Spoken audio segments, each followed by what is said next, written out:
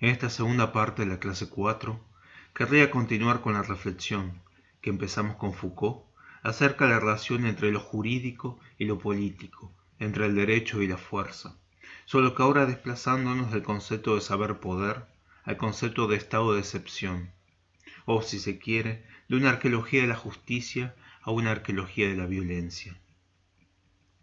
Foucault decía que el poder soberano era aquel poder de matar y dejar vivir.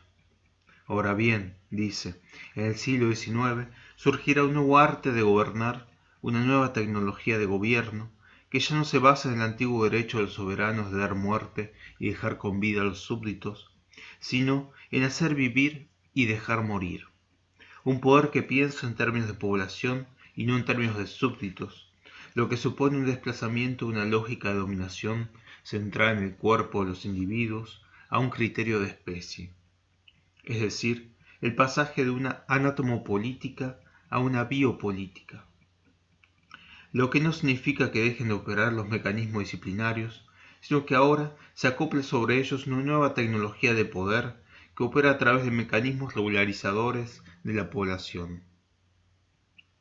Y aquí dejamos a Foucault y pasamos a Agamben. En el primer libro de Homo Sacer, El poder soberano y la nuda vida, Giorgio Agamben se pregunta por la estructura jurídico-política de la soberanía, observando en ella la estructura originaria del estado de excepción que, dice Agamben, se convertirá en la forma paradigmática de gobierno del siglo XX. Estado de excepción es un concepto que Agamben toma de los escritos de Walter Benjamin Carl Smith, si bien estos autores, como vamos a ver, escriben desde dos perspectivas ideológico-políticas opuestas. En fin, en términos muy generales, puede decirse que el estado de excepción consiste en una puesta entre paréntesis del orden jurídico establecido, un espacio en el que el Estado de Derecho ya no existe, o, si se quiere, ya no se distingue del estado de naturaleza, un espacio anómico al interior del espacio del nomos. En efecto, Agamben lo describe como un dispositivo topológico que incluye aquello que no puede ser incluido de otra forma, que presenta bajo una forma legal aquello que no puede tener forma legal. En un comienzo, medida de emergencia, el estado de excepción, dice Agamben, se vuelve una técnica de gobierno. Es lo que observa Benjamin cuando afirma que el estado de excepción ha devenido la regla, es decir, la normalidad. El estado de excepción ya no se distingue del orden legal. Y aquí Agamben se pregunta, ¿qué significa vivir en un estado de excepción permanente? Carl Schmitt va a tratar la cuestión en dos textos, La dictadura, de 1921, y Teología política, de 1922. En la dictadura comienza distinguiendo entre lo que denomina una dictadura comisarial y una dictadura soberana. En la primera, dice, la dictadura se establece con el fin de defender la constitución jurídica de una nación, mientras que en la segunda, la dictadura soberana, distingue el poder constituido, es decir, la constitución jurídica de una nación, del poder constituyente que viene a establecer una nueva constitución o estado de cosas y que está representado por la figura del soberano. Es decir, el problema jurídico-político de fondo para Schmitt es cómo inscribir el estado de excepción en el orden jurídico. En teología política, piensa el problema en términos de norma y decisión. En el derecho de excepción, dice, la norma es suspendida, puesta entre paréntesis, pasando a ser la decisión, elemento formal específicamente jurídico. Ahora bien, ¿quién tiene el poder de decisión? El soberano. El soberano es el que decide y el que garantiza el orden jurídico al estar fuera de este orden, con lo que el estado de excepción puede entenderse como una doctrina de la soberanía. Es decir, el soberano aparece como la figura en el umbral entre la naturaleza y el derecho, de ahí que Agamben diga que la excepción soberana es una figura topológica. Estar fuera y sin embargo pertenecer. Esta es la estructura topológica del estado de excepción, y en la medida que el soberano, que decide sobre la excepción, está en realidad lógicamente definido su ser por ésta, puede también él estar definido por el oxímoron éstasis-pertenencia. Benjamin va a tratar la cuestión en un ensayo de 1921 que lleva el título de Para una crítica de la violencia, en el que comienza distinguiendo entre una violencia que funda el derecho y una violencia que lo conserva, distinción comparable a la que establece Schmitt entre poder constituyente y poder constituido. Solo que Benjamin, un dato no menor, nos habla de violencia y no de poder, es decir, trata sobre el mismo problema jurídico-político, pero lo hace desde otra perspectiva de clase. Por otro lado, Benjamin también distingue entre una violencia mítica, que funda y o conserva el derecho, de una violencia pura, anómica, que está por fuera del derecho, la violencia divina o revolucionaria, que llevará, dice, a un verdadero estado de excepción, en tanto destrucción del estado de excepción existente, estado de excepción que ya no se distingue del orden legal. Y aquí Benjamin nos habla de tres figuras en las que la violencia se desmarca del derecho: el gran criminal, la huelga general revolucionaria y la pena de muerte. Figuras que serán retomadas por Agamben, así como la noción de mera vida o vida desnuda, que Agamben encuentra encarnada por el Homo Sacer, figura del derecho romano que se localiza en el umbral entre el homicidio y el sacrificio. Más allá del homicidio, más acá del sacrificio, el Homo Sacer es aquel ser maldito que puede ser matado impunemente, pero no puede ser sacrificado. El Homo Sacer, dice Agamben, no es solamente una oscura figura del derecho romano arcaico, sino también la cifra para comprender la biopolítica contemporánea. En efecto, el Homo Sacer representa aquella vida sin valor de la que el derecho se retiró abandonándola a su suerte. Y aquí el concepto de bando, que Agamben toma de Jean-Luc Nancy. El Homo Sacer está en una relación de bando con respecto al orden jurídico, en banda, abandonado, lo mismo que aquellos bandidos o quienes conformaban bandos políticos y a los que cualquiera podía matar por estar fuera del orden jurídico. Luego, dice Agamben, la relación de excepción es una relación de bando. El que ha sido puesto en bando no solo queda fuera de la ley, sino que es abandonado por ella, queda expuesto y en peligro. Luego dice, la relación originaria de la ley con la vida no es la aplicación sino el abandono. El bando es la relación jurídico-política originaria.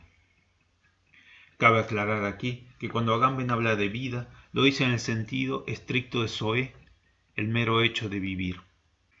Y, en el sentido, dice, el soberano se mantiene en relación de bando consigo mismo, realizándose como acto absoluto que no presupone otra cosa que la propia potencia, en tanto la ley no la aplica. Luego, la estructura de la soberanía, dice Agamben, puede elucidarse por medio de la figura del Homo Sacer, en tanto el soberano y el Homo Sacer son figuras simétricas. Soberano es aquel con respecto al cual todos los individuos pueden ser matados impunemente, y Homo Sacer aquel con respecto al cual todos los individuos actúan como soberanos, con lo que el Homo Sacer designa la relación política originaria en la que una vida, por medio de la decisión soberana, puede quedar absolutamente expuesta a que se le dé muerte en el modo del abandono. Luego, bando es, esencialmente, el poder de entregar algo a sí mismo, y esta estructura de bando, dice Agamben, la encontramos aún en nuestra sociedad. Recordemos aquí cómo definía Foucault a la biopolítica: el poder de hacer vivir y dejar morir. Abandonar, dejar morir. Foucault, dice Agamben, no llevó sus investigaciones al estudio del lugar por excelencia de la biopolítica moderna, la política de los estados totalitarios del siglo XX, en donde el campo de concentración aparecerá como el espacio biopolítico paradigmático, en tanto espacio definido para la vida que no merece vivir, en que la vida deja de tener valor jurídico y puede ser suprimida sin cometer homicidio. En este sentido, dice Agamben, el Estado nazi fue el primer Estado radicalmente biopolítico, en que el gobierno pretendía asumir el cuidado del cuerpo biológico de la nación, exterminando a los judíos. Y es que el campo de concentración, dice Agamben, constituye la matriz oculta, el nomos del espacio político de la sociedad moderna. El campo de concentración, dice, Es el espacio de esa absoluta imposibilidad de decidir entre hecho y derecho, entre norma y aplicación, entre excepción y regla. Un espacio en el que el orden jurídico normal queda suspendido de hecho y en el que la policía es soberana. Espacios como las zonas de attente de los aeropuertos internacionales o las periferias de las ciudades. Y es que en lo que define como una guerra civil global, el estado de excepción tiende cada vez más a presentarse como el paradigma de gobierno dominante en la política contemporánea, como la detención indefinida promulgada por Bush en el 2001, según el cual se cancela todo estado jurídico del individuo, o los detenidos de Guantánamo, o los migrantes. De hecho, el estado de excepción está contenido en dispositivos jurídicos políticos tales como los decretos de urgencia, el estado de sitio, la ley marcial, los poderes de emergencia, etc. En fin, todo estado quinomático, todo vacío de derecho, constituye un estado de excepción, dice Agamben, que por otro lado es el espacio en que opera la fuerza de ley. El estado de excepción, dice, es un espacio anómico en el que se pone en juego una fuerza de ley sin ley, que se tendría que escribir, por lo tanto, fuerza de ley, tachada la palabra ley. Noción que se correspondería con lo que hablaba Benjamin del carácter fantasmal de la policía, en tanto el lugar de la policía es un no lugar, una zona de indeterminación, de anomia, en que se confunden hecho y derecho. Volviendo ahora sobre la biopolítica, Enzo Traverso dirá que Agamben establece la conexión entre la teoría Foucaultiana del biopoder y la teoría schmittiana de la soberanía, en tanto dice, en los totalitarismos modernos tiene lugar la articulación, en el estado de excepción, de la anatomopolítica del biopoder, el hacer vivir, y la tanatopolítica de la soberanía, el dar la muerte.